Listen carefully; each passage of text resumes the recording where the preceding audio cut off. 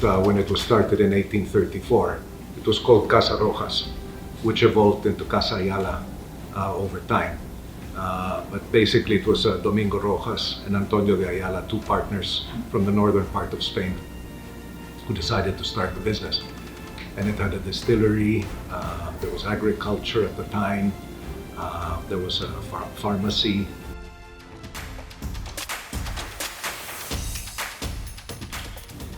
In 1973, we started our first major partnership, which was with Mitsubishi, which again was a very big event at the time. And Mitsubishi basically has been with us. We will be 50 years by next year. It's one of the longest and most successful partnerships that we've had. We have generally picked businesses that always fulfill a developmental need for the country, and has been a major part of the progress of the country. So we want to be in companies where you can be one of the leaders and show growth. I would say that those are two very important ones. Also, how do we select our board members, and how do we select our advisors? So that whole area of governance has been very, very important to us. And it is something that partners look for, investors look for. The final one that I think we started from very early on is we've always shown how much we care for the country. We've always focused on how we can help the country and how we can help each and every administration. That has built a great deal of trust among institutions that have worked with us. They've seen that it's not just about the company, but we really worry about how else we can help our broader set of stakeholders. At the Ayala developments, we don't just focus on the land that we sit on. We look at the schools, we look at how we can employ as many people as possible from around there, how they can provide services to the communities that we build. And so it's a much, much larger scope of people that we care about.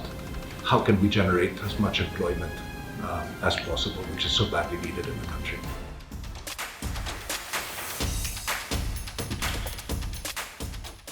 I would say that the late 1960s was also important because the partnership of Ayala became a corporation. Those were the beginnings of really taking the professional standards of the company to a completely new level. Must have been one of the first family groups that listed in the stock exchange in 1976. We now were bound by governance standards that had to be international. And so it gave us the opportunity to again learn from other companies around the world and make sure our standards of professionalism were at the very highest. I think my father believed in bringing in the best possible teams and the best possible minds into the company, make the company attractive for them to join, and then empower them.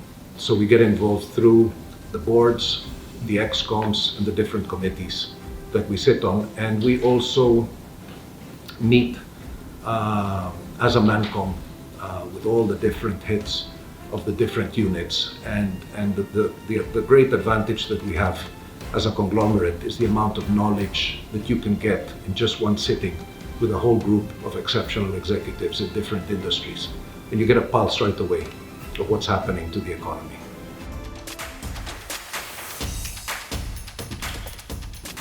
We begin by looking at businesses on the basis of what the country needs. And so this is all part of sustainability. Picking really businesses that can solve pain points or can help in the development of the country. And then you'll see the ESG very much embedded in each one of them.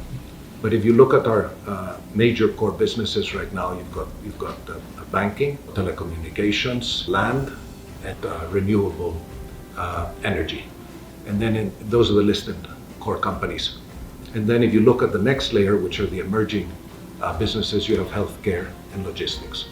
We all know how badly the country needs healthcare, and we also know that logistics has been very fragmented in our country and needs consolidation. It was purchased, I think, 1851 for 52,800 pesos. It was about 1,600 hectares at the time. But if you then flip 100 years into the 1950s, that was when the planning of Makati began. That's when there was a great source of income for Ayala, and it was thanks to Makati and the successful development that we were able to use that money to go into other businesses over time. In the 1950s onwards, the development of Makati was hugely important because that's where we learned how to develop large estates, and we then were able to replicate that in many other parts. Beyond development of land, we also learned about the different components of real estate, whether it's shopping centers, hotels, offices. We're now in the warehousing business. We've always had an expertise for knowing where the growth patterns are going to take place, what the purchasing power is in those particular areas, and what products can be brought to them. And so we feel that it's been quite a unique skill, because planning like that, of that size, and the number that we've been able to do over time is, I think, quite an achievement, given the fact that it has really changed some of the growth patterns and the business activities in many of the areas where we've developed. The area of New Valley, well, some areas start as industrial, then there was commercial, then there was residential, and different types of residential. You have to make sure that there were different levels of affordability. I think the next big pivot was during the Ramos administration, in the sense that he liberalized three sectors. Basically the water sector, the privatization, there was energy, and there was telecommunications. I wish we had gone into energy at that time, but we didn't. We went into energy much later. But we did go into telecommunications. Globe teamed up with Singtel, and in the water business we teamed up with Bechtel. The water distribution, which had been run by the government for many years, was losing about 60% of its water in the system. We've been able to, over the years, change all the pipes on the East Concession Zone. So it created a brand new system without any funding from the government, and managed to give access to water to everyone that needed it. Providing connectivity at the time among people really basically opened up the market to so many new businesses and opportunities. And of course, if you take that even further, the whole digital transformation of the country. I think the digitization, if you look at the two examples within our group, BPI has transformed itself from a traditional bank to the leading digital bank in the country.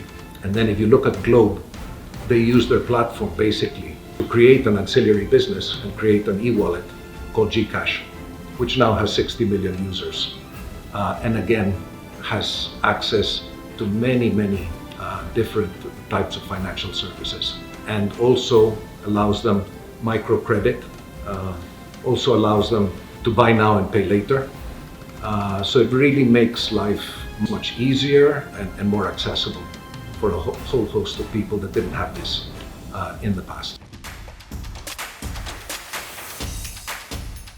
We haven't been successful at everything, but luckily most have been. But we did have to sell two businesses along the way. The first one was Pure Foods in the 1990s. And we sold it not because it wasn't profitable, but because we couldn't get the scale of the size that we needed. The other one that we tried to get into was the BPO industry. Not the buildings, which we still do now, the office buildings where they're housed, but the BPO business in itself. The Asian financial crisis was a difficult time. That was 1998. Then there was the global recession, 2008. And then more recently, the most serious we've ever had to face is COVID. But what really saved us during all those moments is financial stability. We've always made sure that we have a strong balance sheet. And that's what gets us through every major storm. It's interesting to note, actually, that the lowest interest rates that we've been able to get for our capital happened right in the middle of COVID. And so as a result of that, and by raising capital during that time, we've now been able to get ready for the recovery and can continue to expand at a time when interest rates are rising. So really financial prudence has been really at the center of many of our decisions in the past during those difficult moments.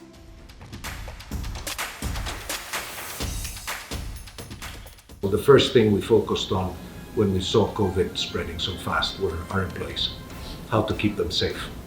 And keeping them safe meant getting vaccines into the country, that we would be able to buy enough vaccines for all our employees. We also worried about the SMEs that were part of our ecosystem. There are about 250,000 SMEs that depend on Ayala. So we formed them into a group and again tried to see what we could do from a health point of view to assist them. But in addition to that, we also had a feeding program where we led a very large group of business groups at one of the most critical stages of the lockdown, where we felt that people were in desperate need for food. And then finally, as part of the SMEs, the tenants, our partners in a lot of the shopping centers, desperately needed help. And what we basically told the tenants is, if you're operating, until things normalize, you will not have to pay the old rents. Now, if you take all of that and put it together, we spent close to about 24 billion pesos. The Ayala Group has basically made a commitment to hit net zero greenhouse gases by 2050. And so that's a major commitment that runs across the whole group, and everyone is working out their path towards that. Our movement into renewables and away from thermal was precisely because of our commitment to help with issues relating to climate change.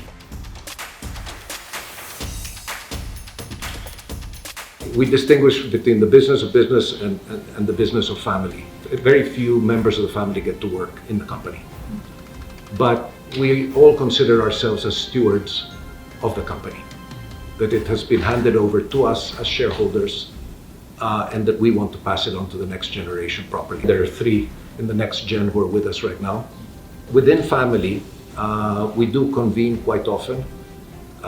We get the cousins together because we want them to know that they can be proud of a company that has reached this number of generations and that they're a part of it. And then, of course, there's a very strong value-based system that we inculcate in all our children, of working hard, giving back to society, doing something meaningful. We wanted to keep family and business separate. So this is the constitution that allows us to nominate family members that will be the representatives in the business.